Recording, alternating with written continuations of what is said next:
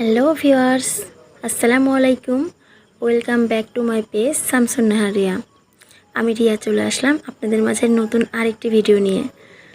আশা করি সবাই ভালো আছেন। আলহামদুলিল্লাহ, আমিও ভালো আছি। দেখতে পাচ্ছেন সামনে একটি হলার দিয়ে ধান মারা হচ্ছে। এলাকায় ধান কাটা শুরু হয়ে গিয়েছে, ধানগুলো পেকে গিয়েছে।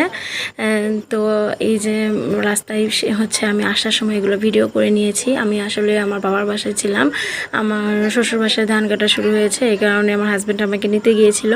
তো সেখান থেকে আসার সময় কিছু ভিডিও নিয়েছি এগুলা।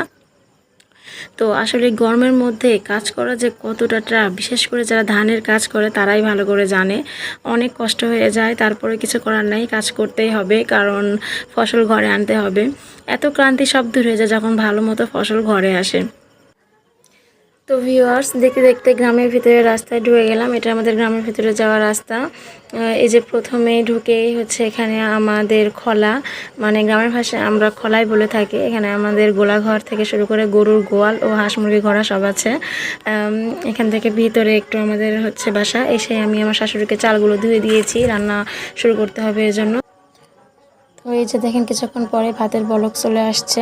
আসলে ভিউয়ার্স, সব ভিডিও তো নেওয়া সম্ভব হয়ে ওঠে না, আসলে অনেক কাজ, তার মধ্যে আমার ছোট বাচ্চা আছে, এই জন্য পুরোটা ভিডিও নিতে পারিনি। এই যে দেখেন ভাতগুলো হয়ে গেছে, এখন আমি এগুলা বড় একটা গামলায় বেড়ে নিব। আর আজকে রান্না হচ্ছে মোট 28 জনের রান্না। তো এখানে মাছগুলো আমি মেখে দিয়েছি, আমার শাশুড়ি সেটা ভেজে নিচ্ছে। তো ভিউয়ার্স, আজকে রান্না হবে এই যে দেখেন পটল আলু বেগুন দিয়ে তেলাপিয়া মাছের ঝোল। মাটির চুলা আমাদের ছাদের উপরেই, আর এগুলো বেশি রান্না করার জন্য দুইটা এক্সট্রা চুলা বানানো হয়েছে এখন।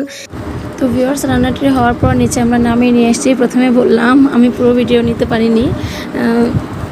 তো মাছগুলো এখন সবগুলো মাছ আমি উপর থেকে উঠিয়ে নিব অন্য একটি পাত্রে, কারণ দেখা যাচ্ছে মাছ সহকারে তরকারি অন্য পাত্রে ঢালতে মাছগুলো ভেঙে যেতে পারে। তাই মাছগুলো আরেকটি পাত্রে রেখে তরকারিগুলো আরেকটি গামলাতে বেড়ে নিব। তো এভাবে আস্তে আস্তে আমি সবগুলো মাছ অন্য পাত্রে বেড়ে নিয়ে তরকারি ঢেলে ফেললাম। তো দেখতেই পাচ্ছেন তরকারিটা কত সুন্দর হয়েছে। তো ভিউয়ার্স, ভালো থাকবেন সবাই, আর আমার পেজটি সবাই ফলোতে রাখবেন। দেখা হচ্ছে পরের ভিডিওতে। আল্লাহ হাফেজ।